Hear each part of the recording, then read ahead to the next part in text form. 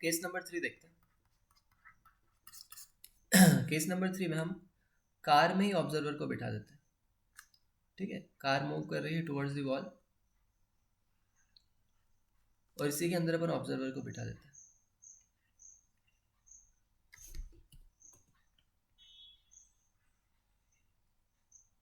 मान लो ये कार है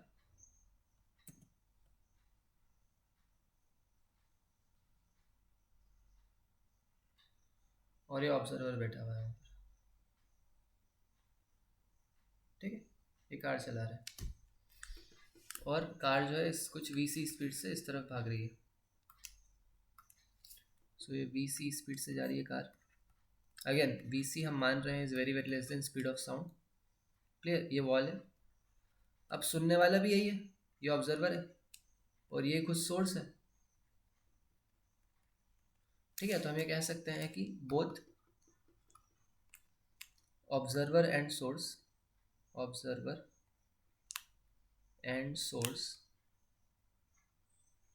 are moving in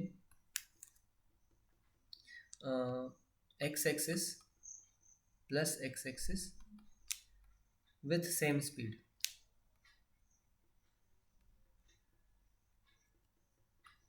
ठीक है, एक ही स्पीड से दोनों एक तरफ मूव कर रहे हैं। ठीक है, तो speed of source is basically v हो गया and speed of observer is also v. Clear, okay.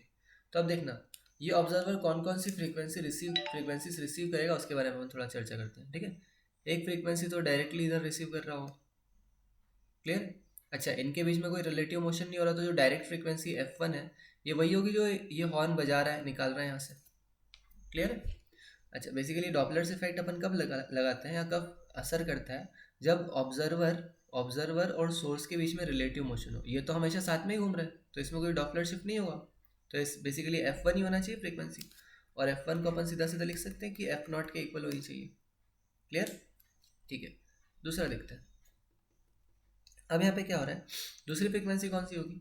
दूसरी फ्रीक्वेंसी ये होगी कि इस वॉल ने कुछ फ्रीक्वेंसी रिसीव करी होगी पहले तो, क्योंकि दीवारों के भी कान होते हैं। ठीक है, तो इसने रिसीव करी और उसके बाद रिसीव करने के बाद कुछ फ्रीक्वेंसी इसने इसको वापस भेजी होगी, रिफ्लेक्ट करी होगी, तो वो भी ये सुन रहे हैं। तो ये फ्रीक्वेंसी F2 है, ये फ्रीक्वेंसी F1 है। इन दोनों की वजह से कहीं ना कहीं बीट्स बन रही होगी। क्लियर है, तो बीट्स अपन निकालते हैं कि वो बीट्स कैसे निकलेगी, फ्रीक्वेंसी क्या होगी। अगेन बीट फ्रीक्वेंसी क्या होगी, इन दोनों फ्रीक्वेंसीज का सब्ट्रैक्शन। अपन अब फोकस करते हैं FR निकालने पर। क्लियर है, तो FR निकाले अपन, F1 तो निकाल ही चुके हैं, सीधा सिंपल है। तो FR पर फोकस करें, received frequency bye the wall. तो देखना wall is behaving like an observer, wall observer कर दिया मैंने। ये फ्रीक्वेंसी FR कुछ रिसीव कर रहा होगा, इसकी स्पीड 0 है। इधर से ये चल रहा है कार VC स्पीड से, ये ऑब्जर्वर हो गया। ठीक है, तो जब अपन FR लिखेंगे that FR will be equal to F0 V plus minus VO upon V plus minus VS। अब यहाँ पर VO 0 है क्योंकि ऑब्जर्वर रेस्ट पर है, वॉल इज एट रेस्ट, तो F0 into V plus minus 0 divided by V। ये इसकी तरफ मूव कर रहा है तो जो वेवलेंथ है वो इसको छोटी दिखेगी, तो नीचे माइनस साइन आएगा, and VC is basically V car.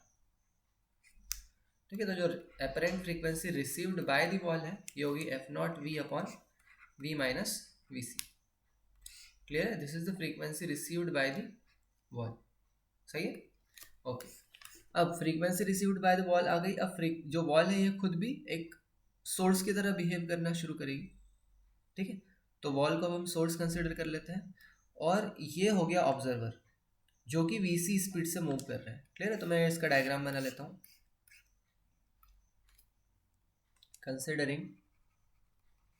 considering wall as source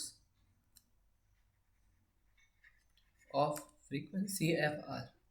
ठीक है, तो ये वॉल होगी,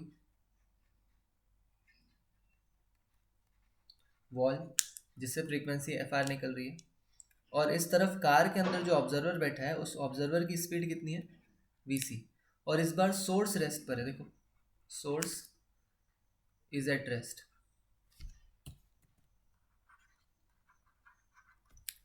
ठीक है। अच्छा, इस तरफ स्पीड ऑफ साउंड है। ओके, अब हम फिर से फॉर्मूला लगा लेते हैं।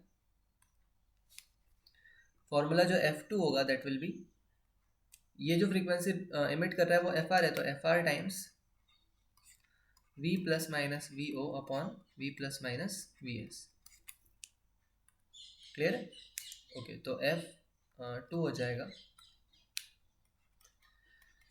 FR into V plus minus VO, where VO is the velocity of observer. ठीक है, अब ध्यान से देखना। अच्छा, ये मैंने थोड़ा गलत बना दिया, ये यहाँ पे नहीं होना चाहिए।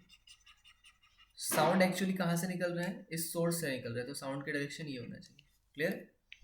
ठीक है, तो अब देखना, V ऑब्जर्वर इस तरफ जा रहा है और V इस तरफ आ रहा है, दोनों एक दूसरे के पास आ रहे हैं, तो एक दूसरे को उनकी स्पीड बढ़ी हुई दिखेगी, तो यहाँ पे प्लस आ जाएगा, तो V plus VO is basically VC here upon V plus minus VS 0 है, तो सोर्स का प्लस माइनस कुछ भी आए यहाँ पर 0 हो जाएगा, सोर्स की स्पीड 0 है। ठीक है, तो FR V plus VC upon V। Clear है? ओके, तो F2 क्या हो गया?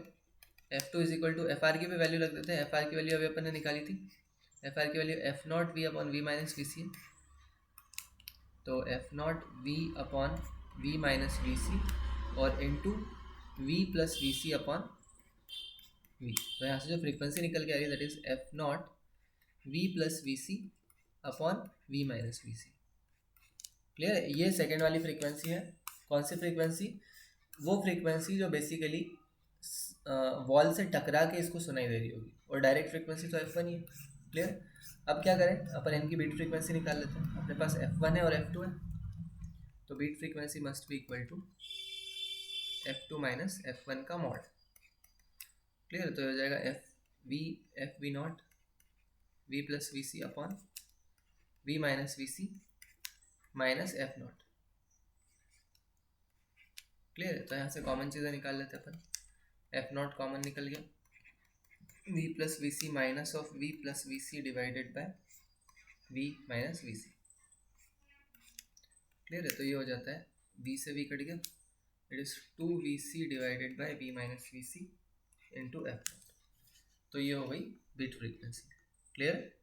तो ये वाला ऑप्शन, ये वाला भी बेसिकली केस क्लियर हो जाना चाहिए। अब हम हर बार क्या कर रहे हैं, बेसिकली वॉल को एक ऑब्जर्वर कंसिडर कर रहे हैं, और वॉल को ऑब्जर्वर कंसिडर करने के बाद उसकी जो वो फ्रीक्वेंसी कितना सुन रही है वो निकाल ले रहे हैं।